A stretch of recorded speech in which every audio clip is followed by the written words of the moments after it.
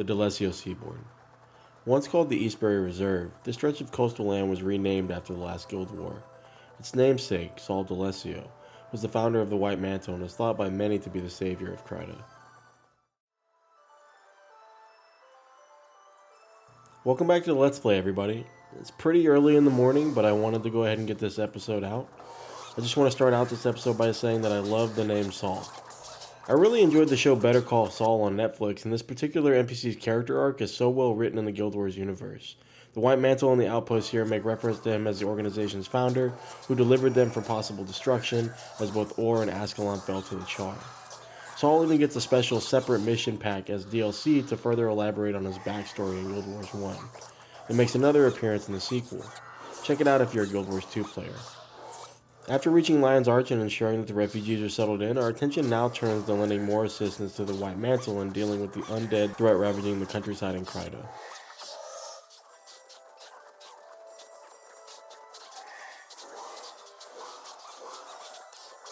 After speaking with an NPC named Armin the Guide in Lion's Arch, Isobel and their party are told to travel to Delesio Seaboard and report to Mantle Knight Korea, who asks us to deliver a message to a person named Confessor Dorian. Confessor is a rank similar to Justicar and Ambassador in the White Mantle organization.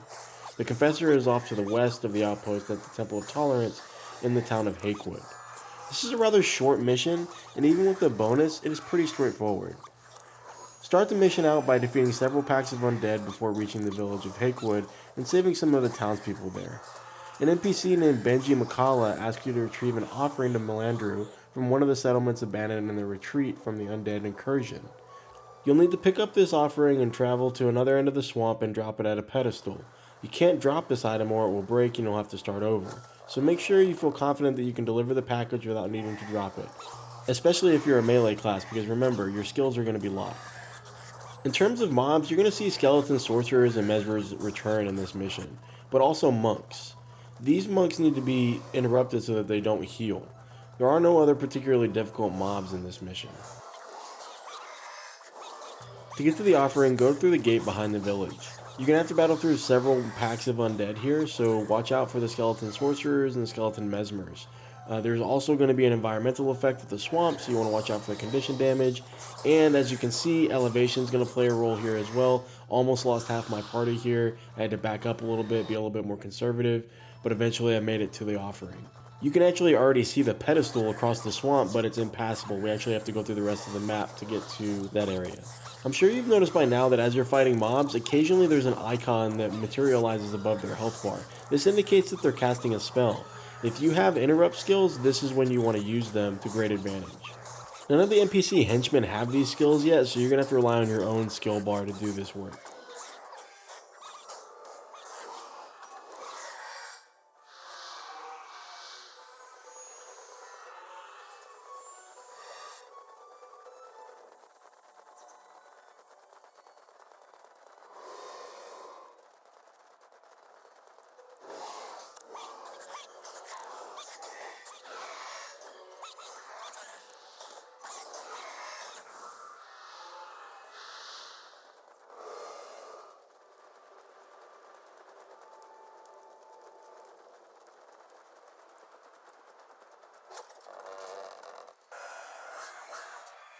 Battle through more undead before reaching the temple and discovering Confessor Dorian and his personal guards surrounded on all sides. They are protected by a magical fountain that repeatedly casts mending, which adds regeneration to health to those within range. Isobel and the rest of the party are still slightly overleveled here, but these mobs can still be tricky if you pull too many at once. You can get through this defense phase of the mission by waiting for the mobs to attack, or if you feel strong enough like I did, you can proactively engage them without having to wait for movement to trigger.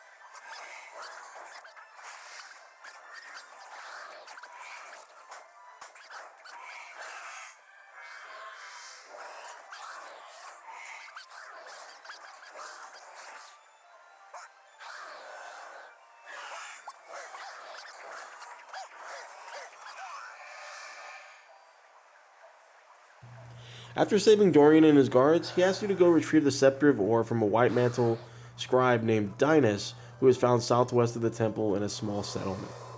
Before going to the settlement, however, recall that you need to return the offering of Melander if you haven't done so already. Head north from the temple and defeat several Etten before taking a path to the pedestal.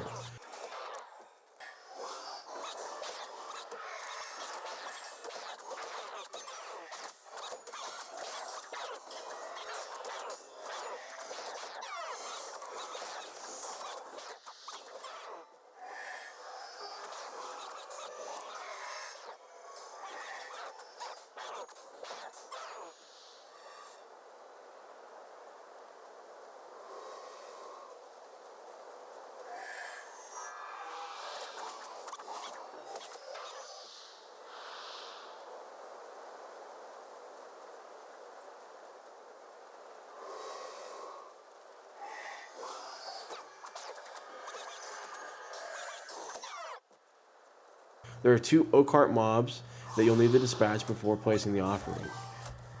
Oakhearts are an interesting creature that I think is rather unique to the Guild Wars universe. We'll get more backstory on them in the next region following Prida called the Maguma Jungle. After dropping off the offering, head back to the Temple of Tolerance and make your way to the settlement southwest. As you enter the settlement, you'll need to defeat an elite mob and speak with Dinas to trigger the end of the mission cutscene.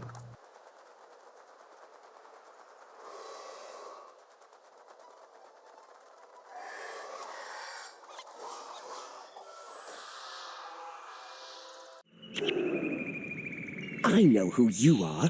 You're the heroes everyone is talking about. That's right. And we're here to escort you back to the Temple of Tolerance. We can't go back to the temple. It's swarming with undead.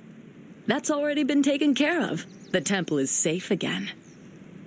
Oh, thank the heavens. Confessor Dorian will be very pleased to have the scepter back. Very pleased indeed. Then let's not keep him waiting.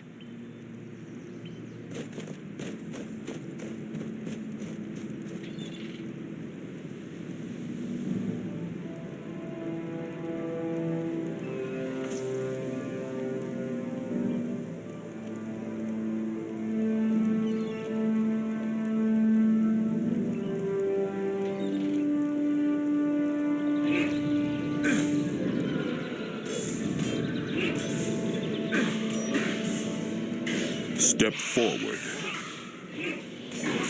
You have taken great risk today, placing yourself bravely in harm's way. In the face of overwhelming odds, you and your comrades chose the hero's path, and for that, I am in your debt.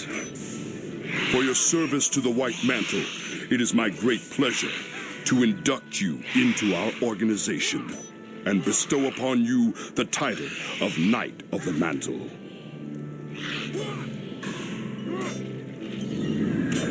Arise, Knight of the Mantle, and join your brothers in arms.